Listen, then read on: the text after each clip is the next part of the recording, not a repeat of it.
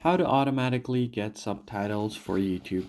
Hey everyone, welcome back to the channel. In today's tutorial, I'm going to show you guys how you can easily get automatic closed captions, subtitles for your YouTube videos.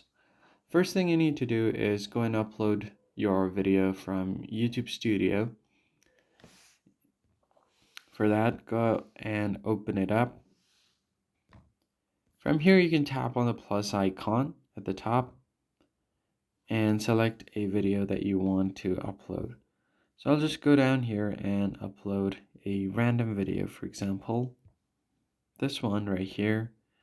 Once you've selected your video, you should find an option to check captions.